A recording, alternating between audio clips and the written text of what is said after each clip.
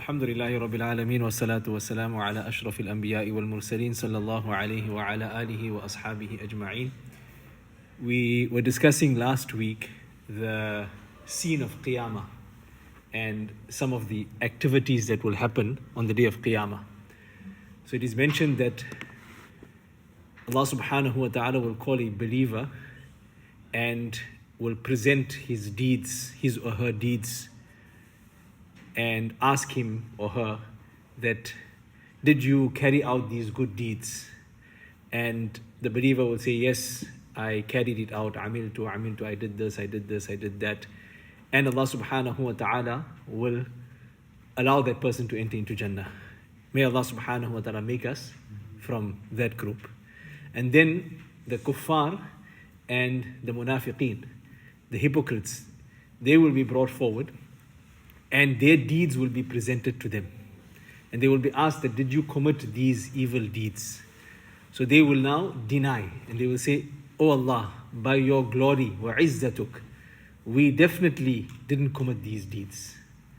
So Allah subhanahu wa ta'ala will then bring the angels that recorded these actions, and the angels will say that, did you not do this deed on that day, in that place, in that condition? And different places of the Quran, Allah subhanahu wa ta'ala talks about the response of the believers, of the disbelievers. They will deny it completely. They will deny that they took any partners along with Allah subhanahu wa ta'ala.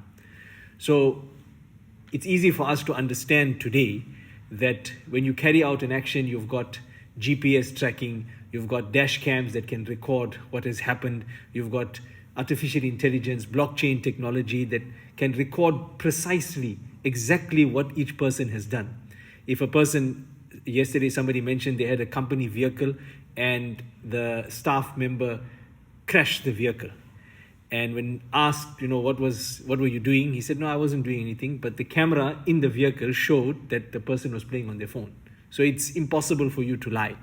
So then Allah subhanahu wa ta'ala, and this is the ayah that we are talking about, الْيَوْمَ نَخْتِمُ عَلَىٰ أَفْوَاهِهِمْ, that on that day we will set a seal on their mouths, وَتُكَلِّمُنَا أَيْدِيهِمْ, and their hands will speak to us, وَتَشْهَدُ أَرْجُلُهُمْ بِمَا كَانُوا يَكْسِبُونَ, and their legs, their feet will bear witness about what they used to do. In another verse of the Quran, Allah subhanahu wa ta'ala says that وَقَالُوا لِجُلُودِهِمْ, that when the limbs begin to testify, so the mouths will be closed and the limbs will begin to testify. In some narrations it's mentioned that the right thigh, in some narrations it's mentioned in the left thigh, and different parts of the body. It's not restricted to one part. So the disbelievers will then address their own bodies and they'll say, وَقَالُوا لِجُلُودِهِمْ لِمَ شَهِدْتُمْ عَلَيْنَا, that our skin, why are you testifying against us?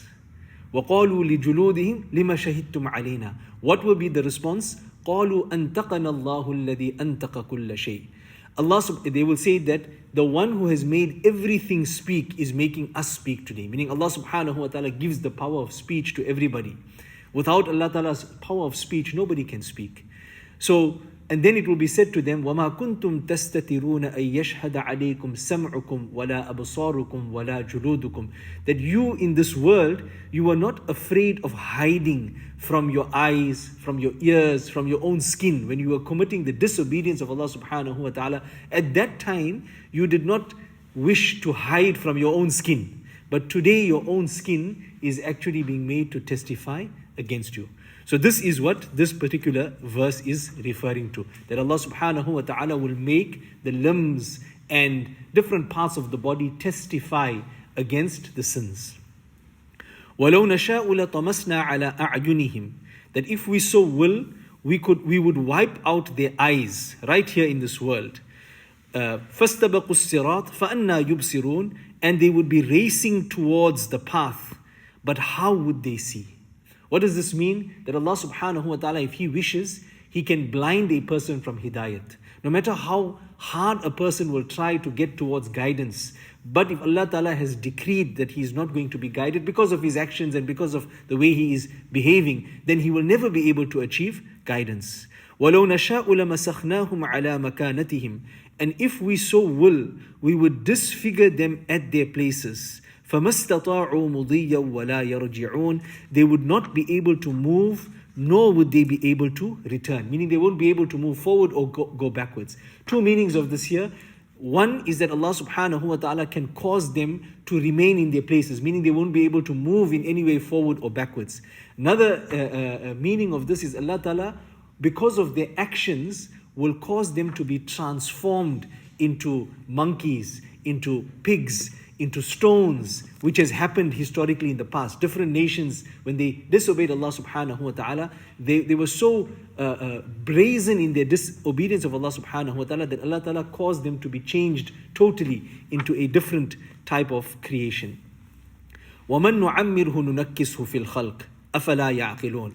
Now Allah ta'ala is changing and He is reminding us of some of His favors. He says that and whomsoever we give a long life, وَمَن نُعَمِّرْهُ نُنَكِّسْهُ فِي الْخَلْقِ, we reverse him in creation. This word tankis means the opposite. It means to change something from one direction to the other direction. أَفَلَا يَعْقِلُونَ. Do they not have any sense? Here Allah subhanahu wa ta'ala is showing us that when a person reaches a very advanced age, then all the faculties that Allah Ta'ala had blessed him with, slowly these faculties begin to disappear. Beautiful verse of the Quran, Allah subhanahu wa ta'ala says, Allahu khalaqakum min du'fin, thumma ja'ala min ba'di du'fin quwwah. First Allah Ta'ala creates you weak. A child is born, has absolutely no way of being able to do anything. Wallahu akhrajakum min butuni ummahatikum. Allah Ta'ala has taken you out from the wombs of your mothers. وَجَعَلَ لَكُمُ السَّمْعَ وَالْأَبْصَارَ وَالْأَفْئِدَةَ. Allah Ta'ala gives you the ability to see. When a baby is born, immediately the baby isn't able to see clearly, but that vision develops over time. The hearing, Allah Ta'ala blesses you with the hearing, and not just the hearing, but the ability to understand the speech. Like that, a man is taken all the way to the pinnacle of his strength. So, ثم جعل من بعد ضعف قوة ثم جعل من بعد قوة ضعف وشيبة. Then after that period when he reaches that strength, Allah Ta'ala then gives him weakness again. Allah Ta'ala then gives him old age. And he begins to lose some of those faculties. A person when he's born, when he's a young child, he doesn't have the ability to control his urine. He has to wear a diaper. He doesn't know when to go to the bathroom and control himself. When a person reaches a very old age, in some cases, again, unable to control their urine. A person is unable to see well sometimes when they reach a certain age. A person is unable to hear well after they reach a certain age. Sometimes Allah Ta'ala protect each and every one of us. They get to such a point where it is almost as if they are like a little child, mentally, physically, emotionally. And an interesting point here that the Mufassirin bring is that Allah subhanahu wa ta'ala, when He takes away these faculties that He gives us, He doesn't take it all away in one go. It is His kindness that He takes them away in installments. As a person gets older, certain things, certain items of wear and tear begin to give up, and certain things are taken away gradually. Just that like they were given to him gradually, they are also taken away gradually. So here Allah subhanahu wa ta'ala is inviting us to ponder over the fact that if He is the one that gave you life, and after giving you life, He also takes away some of these faculties when He prolongs your life, then in the same way, Allah subhanahu wa ta'ala is able to bring you back to life after creation. Allah subhanahu wa ta'ala is going to take you to account.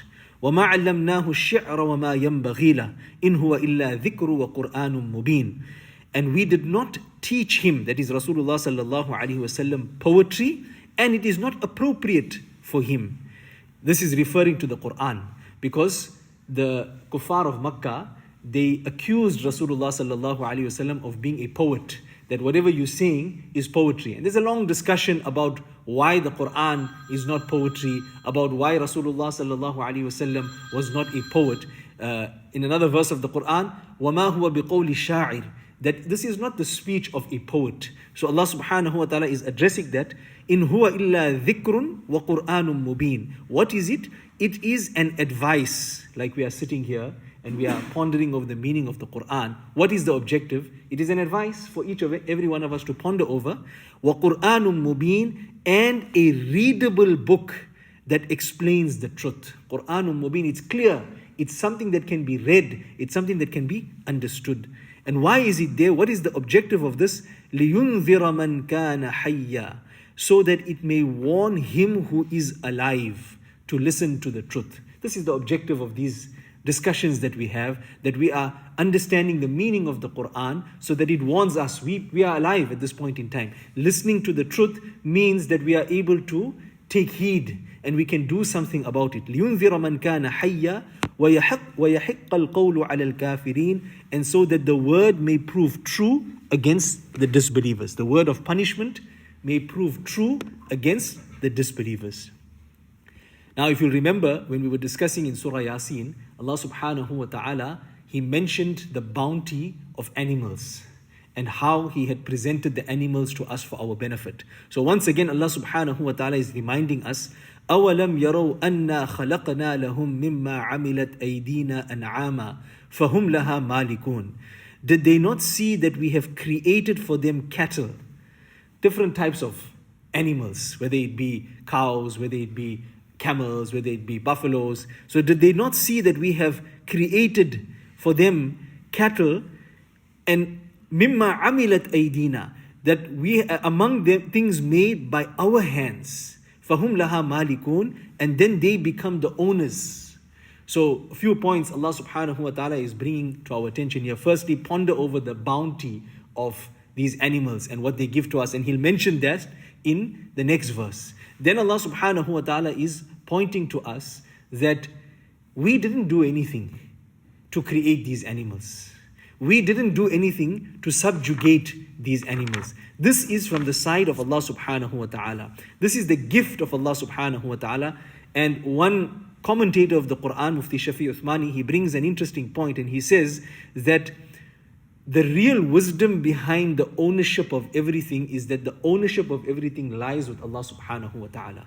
We are not really the owners of this wealth. We are simply the custodians of the wealth. And he talks about the economic theories that are in vogue today, where the question is, what is the most important thing? Is capital the most important thing, or is labor the most important thing? According to the capitalists and the majority of the economies that we live in today, capital is the most important thing. The person who owns capital owns everything. And that is the capitalist way of thinking.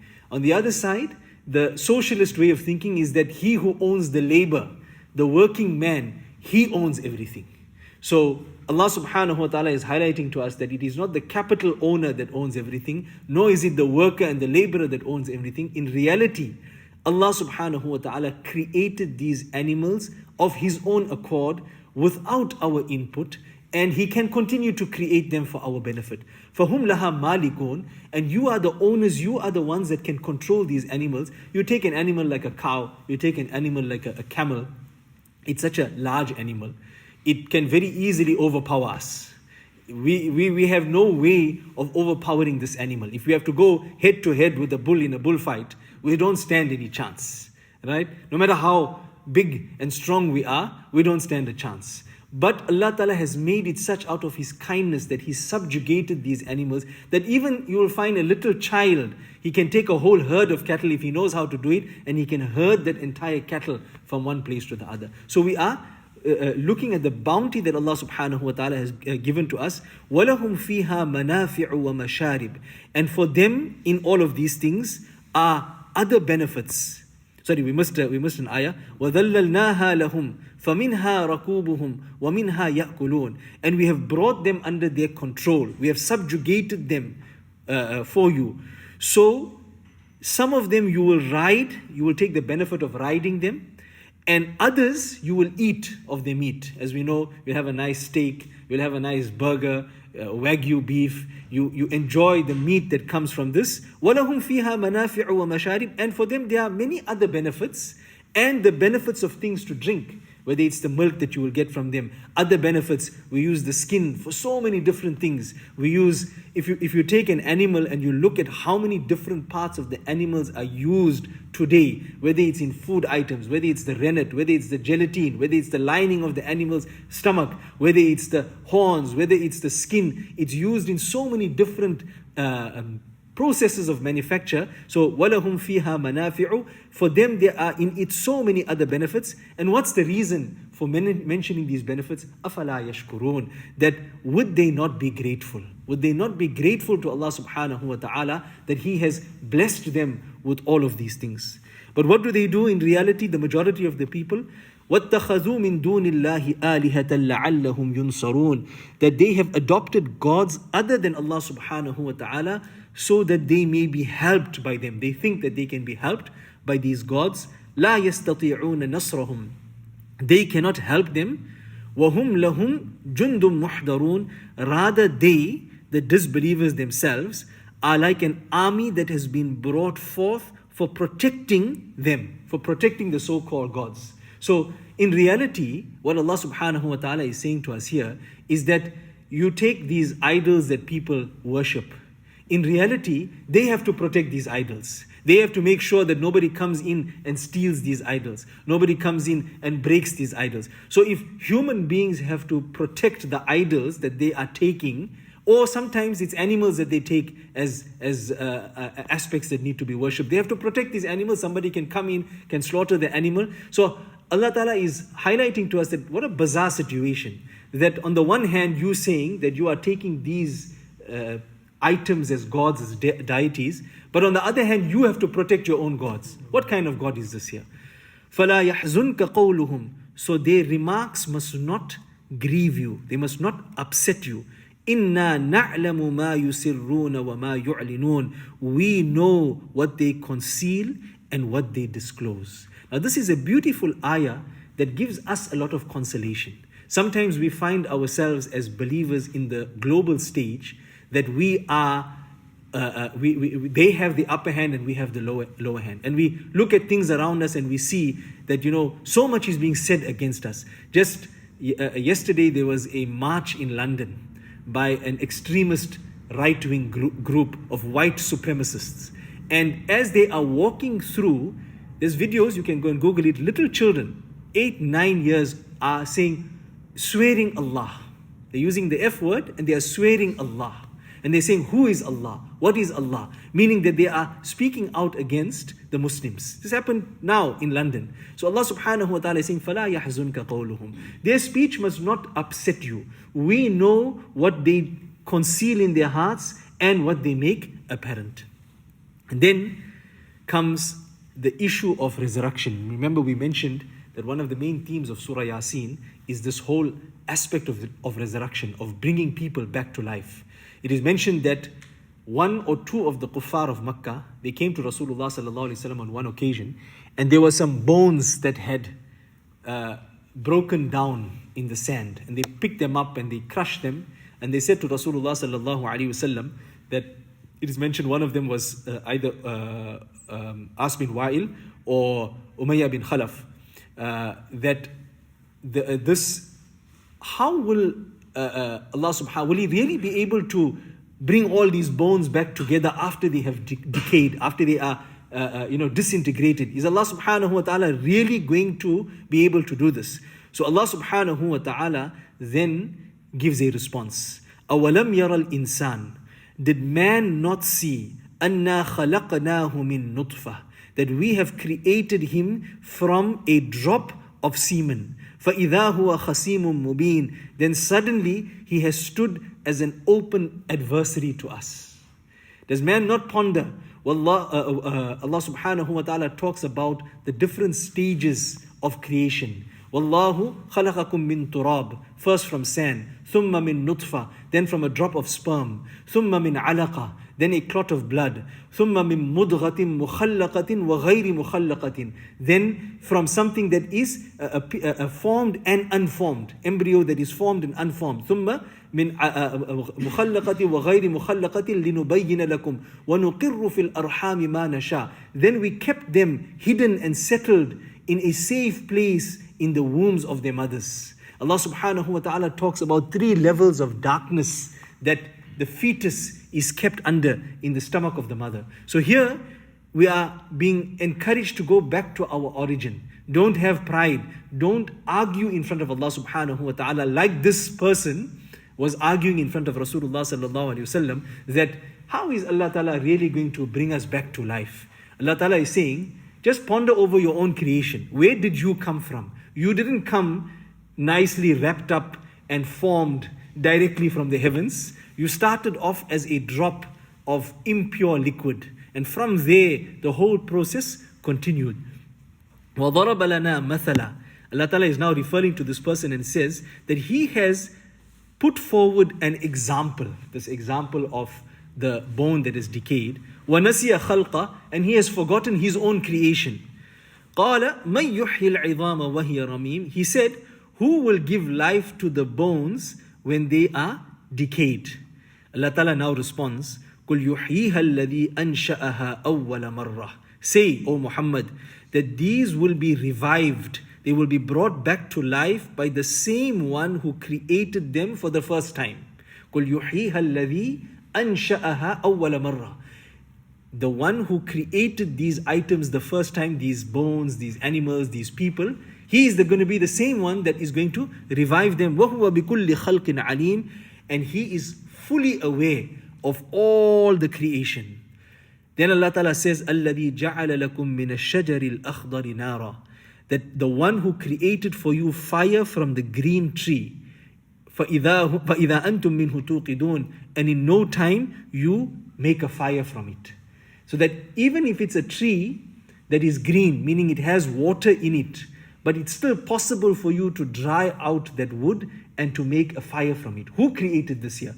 Allah Ta'ala mentions in Surah Waqiyah that, are you the one who has created the fire? Or is it somebody else that has created the fire?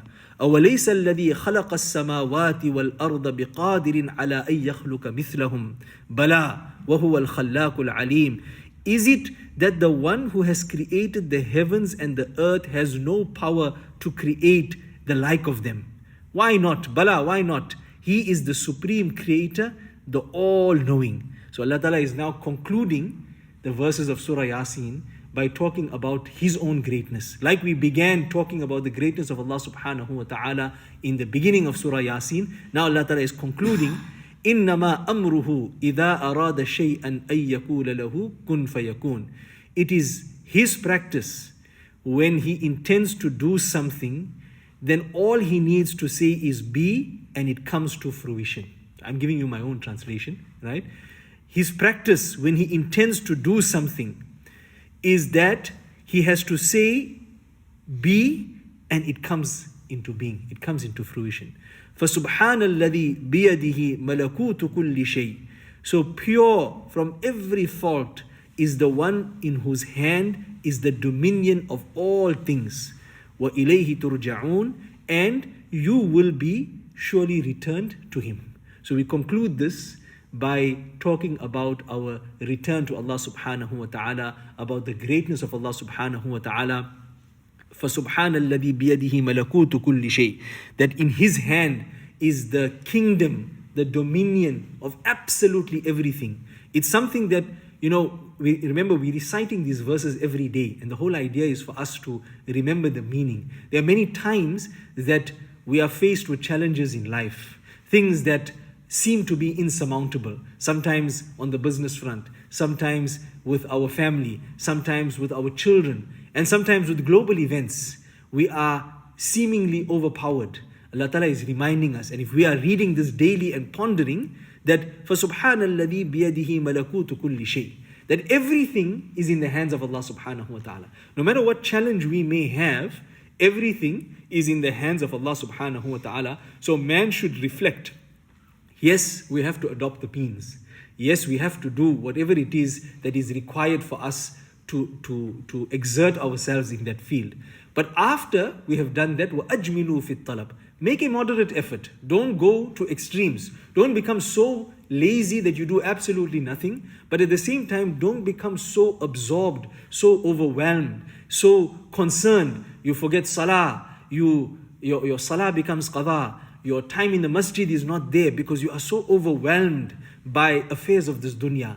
Don't become so overwhelmed, but rather remember that everything is in the hands of Allah subhanahu wa ta'ala. وَإِلَيْهِ تُرْجَعُونَ, and ultimately you will be returning to Him. So this brings us to the end of Surah Ya-Sin. As a recap, we mentioned that Surah Ya-Sin had certain key messages.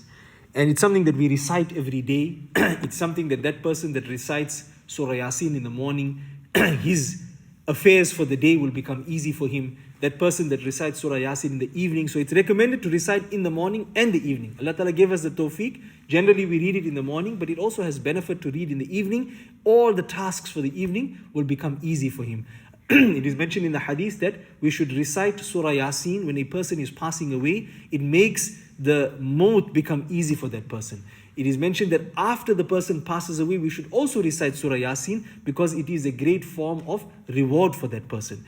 But what are the messages that Surah Ya-Sin is giving us? Number one, we began by introducing the concept of the Quran, the beauty of the Quran. And then Allah subhanahu wa ta'ala talks about those who are obstinate. We spoke about those who have iron collars that are around their necks. And Allah subhanahu wa ta'ala has placed a barrier in front of them and behind them, and they are prevented from being guided. Then we spoke about the message of Risala, the messengership. And we gave the example, وَضْرِبْ لَهُمْ مَثَلًا أَصْحَابَ الْقَرْيَةِ, the people of the village where messengers came to them, one after the other. Allah Ta'ala supported them. And we spoke about Habib Najjar, who received these messengers and he accepted the guidance, and how the people treated him and what was his ultimate outcome when Allah subhanahu wa ta'ala put him into Jannah. Then we spoke about the greatness of Allah subhanahu wa ta'ala and some of the natural signs that are available to us day and night. Mind the pun, day and night, because we spoke about the day, we spoke about the night, we spoke about the sun, we spoke about the moon, we spoke about animals, and like today we furthered the discussion of animals and how Allah subhanahu wa ta'ala has created these animals for us. We spoke about وَخَلَقْنَا لَهُم مِّن مِثْلِهِ, about how Allah ta'ala has created similar to the animals other creation that move in a similar manner. Or we spoke about the ships as well. Now Allah Ta'ala has created similar to the ships other creation that carry you across and that float across the world, and how today that refers to planes, but in future it could refer to something else. And then we came to the main message of Surah Ya-Sin, and that is about the hereafter, about the day of Qiyamah, the day of recompense, the situation when the people of Jannah will be standing in front of Allah subhanahu wa ta'ala, and the bounties that they will enjoy. And then we spoke about the people of Jahannam and some of the trials that they will be made to endure. And we continue today's discussion with how Allah subhanahu wa ta'ala will hold them to account. And then Allah subhanahu wa ta'ala gave us a few examples of resurrection for us to ponder, that one day we are going to stand in front of Him. May Allah subhanahu wa ta'ala give us the correct understanding. Wa akhiru da'wana anil hamdulillahi rabbil alameen.